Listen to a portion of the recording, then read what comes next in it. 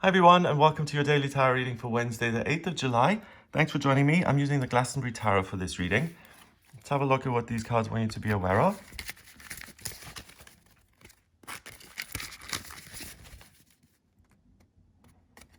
Okay, card in here. We have the Magician in reverse, Merlin in reverse. Okay, so that's foot on the brake, saying don't rush into anything. Then we have the Knight of Wands. Oh, I love that. We've had the Knight of Wands so often lately, and the Knight of Wands is someone who's trying to figure out what he's supposed to do with his life. Finally, we have the Hanged Man, the Fisher King. Wow. Okay. That reference is kind of lost on me. The Hanged Man is, part of the tarot, so I know that. But the Fisher King isn't that a film with Robin Williams?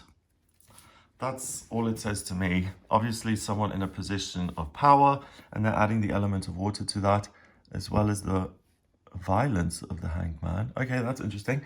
First of all, Merlin. Oh, doesn't he look amazing in this? This is such a great magician card. I love this. So we have the magician. We have Merlin here, the ultimate wizard. Number one, he has a wand in this hand, fire and water. That's feeling, intuition, manifestation, and desire, passion, life purpose. Those are perfectly balanced. He's covered in red. Everything is about what he wants and feels.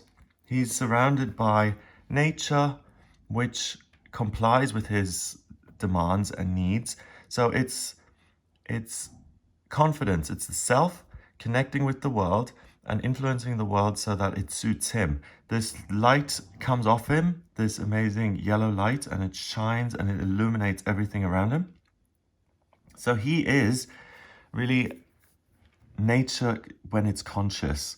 It's someone who's able to harness all the power of the universe for himself and to rebuild the universe in his own image. It's in reverse. In this deck, we've got all this light, so that doesn't go away, neither does the red. So what's happening is that you're being asked to cool it a little bit instead of taking action and galloping off in the world and getting rid of obstacles in your path. And what you ought to focus on is really what makes you happy in life and what is it that you can do to spread some joy in the world. How can you add to the good in the world? Happiness, joy, love. What can you contribute to those energies and how can you amplify them in the world? And the cards are asking you to look at that because all this fire that you have, when you use it to be of service rather than serving yourself, as in, I want a girlfriend, I'm going to find a girlfriend. No. Look within. What is it that's in your life already? And what can you do to be happy in life with what you've already got? And that requires some introspection. And when you look within, you'll find that there's this amazing belt made out of a pentacle there and a sword. And it shows you that you're completely in control of your own happiness.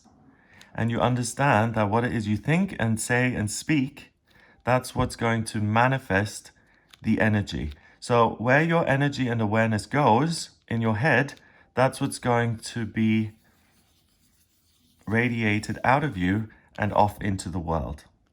And you and I both know that we don't always just have positive, wonderful thoughts in our head. We don't just walk around with the insides of our heads being like, some sort of fairyland. Sometimes fear and negative emotions come in. So you're being asked to devote yourself to that, the inner world, instead of trying to get something from the outside world. That's not going to work. So anything that has to do with getting. I want to get money. I want to get power. I want to get a partner. I want to get happy. Don't get anything, just be. And you don't need anything added to you. You're complete as you are. All you need to do is take that consciousness and focus it there, and your power grows and gets bigger.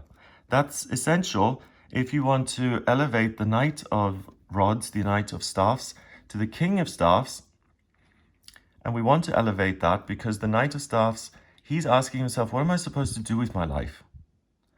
How can I go in a direction that has light at the end of the tunnel, that's positive, that will allow me to grow and reach my maximum potential? And if the Knight of Staffs goes out in the world and he knocks on doors and he says, can I work here at the farm? Maybe that will be what I really want to do. You can already tell by the tone. It's like, maybe I'll knock on this door, or maybe I'll go to the petrol station. Do you need someone to work here? Yes? Okay, I'll sign up. Maybe that's my path in life. If you take that approach, you're going to be knocking on a lot of doors for a long time because you'll go from one job to the next. The farming, okay, I can do that, but it's not particularly fulfilling. The petrol station, great. Customer service, awesome, but also not my ultimate final dream. So rather than taking that kind of progress by numbers approach, save yourself so much effort, look inside, you take control of your life and get to the realization, I love to stand in front of an audience and speak. And if you get that insight, then use your experience to say, all right, what jobs are going to enable me, or what hobbies or what kind of activities are going to enable me to be in front of a group of people and to speak. And you'll be able to choose from a long list of different vocations that put you in that situation, whether you're a motivational speaker or you want to be a school teacher. It's up to you and your intellect and your mind to put that power together with your experience to find growth in life. And when you grow, when you add the Magician to the Knight of Staffs, he graduates to the King of Staffs, and you are then on track with your life purpose, and you don't have to bother with getting frustrated or a sense of a lack of direction, because the fire leads you in the direction that you're supposed to go in naturally. We then have the Hanged Man.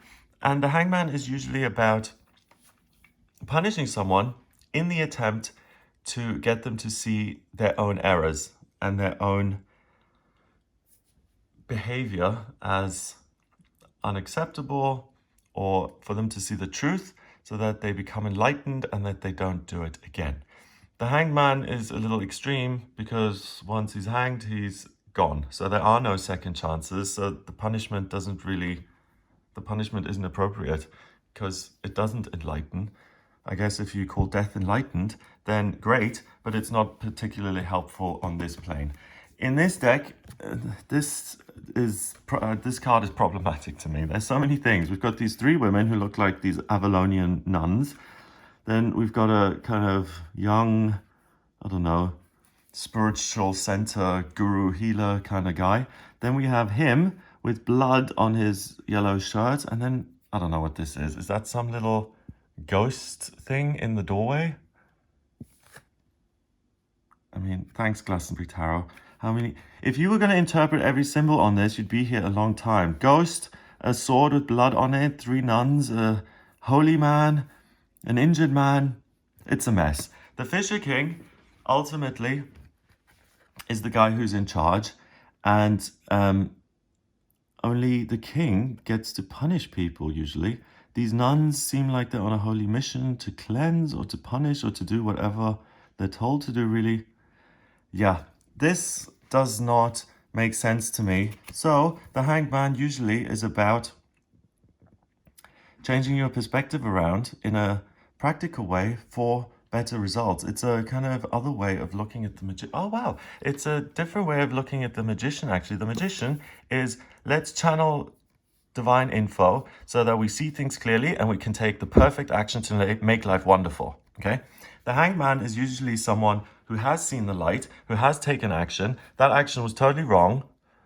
So, for instance, I want to have a lot of money. So instead of earning that money, I'm going to steal it. He gets caught. He's strung up. He's punished. That's the end of him. And the thinking is, in the next life, maybe he'll understand that he has to work for it. Okay. It's a guy who's taken action. He's been inspired to steal a car, for example. But because he is going down the wrong way, he gets stopped. And the magician is saying, do stop, because if you take action based on what you think is right here and what you think is the be-all and end-all, you're likely to get injured. The weird blue nuns are likely to come for you.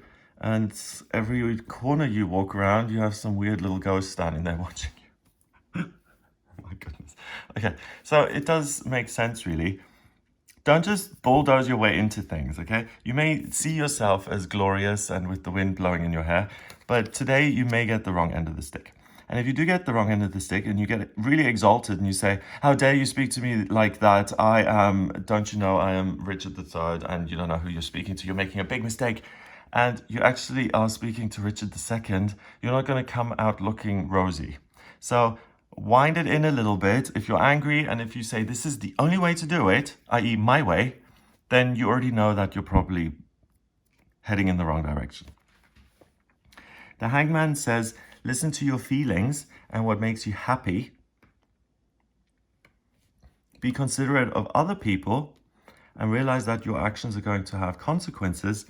And if you step on other people's toes, they're going to step back on your toes. And in this particular case, the Fisher King is going to issue some sort of a judgment. The nuns come in, punishment is carried out, and I suppose maybe the ghost, the person being punished is over here, and then the ghost comes back and says, what are you doing? So if you want to avoid that, use your energy to plan ahead, plan long term. Ask yourself, what gives me a sense of joy and happiness and control and clarity, and what really resonates when I think of spreading the love in the world? What ideas do I get? And do these ideas seem practical? Can I actually implement them? If the answer is yes, start thinking about how you can move forward with your life, how you can make it more suitable to your needs and desires. That will help you grow into the King of Staffs. You'll be able to rule that. You don't have to take action out of frustration or anger or pain or fear. And you're one step closer to achieving your soul mission, but also you're avoiding a lot of negative energy coming your way, people misunderstanding you, you being admonished or reprimanded for absolutely no reason at all, for misunderstandings to come your way, or for you to be scared and frightened by things that aren't even there. You know, things that may seem to haunt you, but in reality, they have no bearing on what's really going on.